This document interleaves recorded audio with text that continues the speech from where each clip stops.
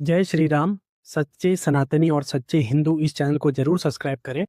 तो आज हम बात करते हैं अपने एक नए एपिसोड में, जहाँ पे हम बात करेंगे कि किस प्रकार हनुमान जी ने एक हाइकर की जान बचाई। जी हाँ, ये एक कहानी है जो हमें एक हमारे सब्सक्राइबर ने भेजी, और वो बोलते हैं कि उनके साथ ये घटना सच में घटित हुई है। तो यहाँ पे कुछ ऐसा हुआ कि एक बार बहुत से जो हाइकिंग की जो टीम होती है, आप जानते होंगे कि ग्रुप में जाती है टीम, तो वो लोग हाइकिंग के लिए गए थे हिमालय की तरफ। हिमालय में कुछ बहुत सारी चोटियाँ, तो उनमें से वो भी किसी एक चोटी पे हाइकिंग के लिए गए थे। ये एक tour and travel camp type का था, जिसमें तकरीबन कुछ 10 या 12 जने थे। तो उनके साथ एक गाइड था। प्रॉपर तरीके से उन्होंने ठंड के महीनों में हिमालय पे चढ़ाई करने की कोशिश की, और चूँकि ठंड का महीना था, इसीलिए हिमालय पे बर्फ़ भी ज़्यादा थी। और ये टाइम हाइकिंग के लिए ठीक भी होता है, क्योंकि इस समय बर्फ़ कठोर होती है और एवलांच आने की संभावना बहुत कम होती है। पर वो चढ़ने लगे ऊपर, और धीरे-धीरे चढ़ते गए, हाई एल्टीट्यूड पे गए, तो उनको काफ़ी खूबसूरत नज़ारे दिख रहे थे। सब के सब उसी नज़ारों का फ़ोटो खींच रहा था, कोई कुछ कर रहा था, बट वो लोग उसका आनंद ले रहे थे। अब धीरे-धीरे जैसे ऊपर चढ़ते जा रहे थे, हवा का लेवल कम होता जा रहा था, यानी कि ऑक्सीजन का लेवल कम होता जा रहा था, और साथ ही वो लोग थक भी रहे थे, क्योंकि ऊपर चढ़ना बहुत मुश्किल होता है, और वो भी बर्फ़ में। और उसके बाद ऊपर चढ़ते जा रहे थे, चढ़ाई भी एकदम स्लोप भी एकदम काफ़ी तगड़ा हो रहा था, तो जिसकी वजह से उनको चढ़ने में काफ़ी कठिनाई हो रही थी। पर उनके वो 12 जने थे, वेल इक्विप्ड थे, उनके पास एक गाइड था, तो वो ईज़िली चढ़ रहे थे।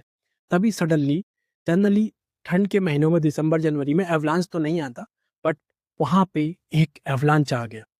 एवलांच उनके पास नहीं आया, मतलब उनके ऊपर नहीं आया, अगर आता तो वो बचते नहीं, उनके आस-पास एक तगड़ा एवलांच आया। जब वो एवलांच आया, तो उसमें से कुछ बर्फ की छोटी-छोटी चट्टानें उन पे भी आके टकराई, जिसकी वजह से कुछ हाइकर नीचे गिर गए, कुछ हाइकर तितर-बितर हो गए, यहाँ तक कि वो उनका संपर्क, सब जान बचाने के लिए इधर भागे, तो सबका संपर्क एक-दूसरे से कट गया। और कुछ लोग ऐसे थे कि जो एवलांच की चपेट में आ गए, यानी कि उनके ऊपर बड़ी-बड़ी चट्टानें आ गई, पर वो सुरक्षित थे। तो इसके बाद जो लोग बाहर थे, उन्होंने देखा कि कहाँ गए, तकरीबन 3 या 4 लोग बचे थे, और उनके सारे जो इक्विपमेंट थे वो भी गिर गए थे। तो वो लोग बहुत ज़्यादा परेशान हो गए कि अब इस मुसीबत से कैसे निकले, कुछ लोग फँसे हैं, उनको कैसे ढूँढें। तभी उनमें से कुछ लोग जो चट्टानों के नीचे फँसे थे, वो काफ़ी हताश थे, क्योंकि हिमालय में ठंड में बर्फ़ के नीचे ढूँढ पाना काफ़ी मुश्किल होता है, और वो भी आप ज़िंदा हैं। बर्फ़ के नीचे आप दबे भी नहीं हैं, आप ज़िंदा हैं, आप फँसे हुए हैं कहीं पे।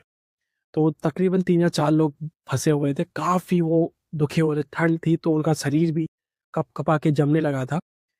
ऐसे होते-होते उनका खोज-बचाव का कार्य चलते-चलते तकरीबन 24 घंटे बीत गया। बट कहीं से उनको मदद की कोई उम्मीद नज़र नहीं आई।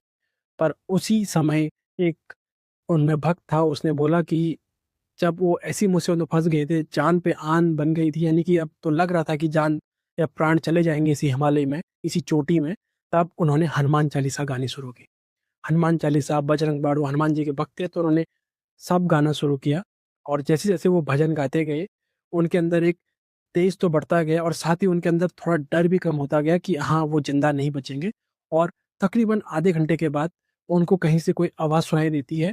एक हाइकर्स की टीम, जो खोज बचाव दल की टीम होती है, उनकी तरफ बढ़ती है, और वो वहाँ पे जब पहुँचते हैं, तो उनको वहाँ पे वो सारे लोग दिखते हैं, उन्हें बचाते हैं। और खोज बचाव की टीम बोलती है कि जब वो उस इलाके के आस-पास थे, तो उन्हें वहाँ पे कुछ जंगली जानवर, कुछ चिड़ियाएँ अलग-सी हरकत करती हुई वहाँ पे दिखाई दी। वो बार-बार उस जगह पे आके घूम रही थी। जो आप जान सकते हैं कि हिमालय में भी कुछ चिड़ियाएँ होती हैं, कुछ पक्षी होते हैं, जिन्हें हम स्नो बर्ड या फिर बर्फीली क्षेत्र की चिड़ियाएँ बोल सकते हैं। वो बार-बार उस जगह पे आके चिल्ला रही थी, और बहुत तेज़ी से आवाज़ कर रही थी। तो उसके बाद खोज बचाव दल का ध्यान भी उस तरफ गया, उन्होंने देखा, और उसके बाद उनको वहाँ से रेस्क्यू कर लिया गया। इसके बाद सभी लोगों के में हनुमान जी की आस्था काफ़ी बढ़ गई, और अगर आप भी हनुमान जी के भक्त हैं, तो आप भी लाइक, सब्सक्राइब करके ज़रूर जाएँ, और ऐसी ही वीडियोज़ के लिए हमें सब्सक्राइब ज़रूर करें। जय श्री राम।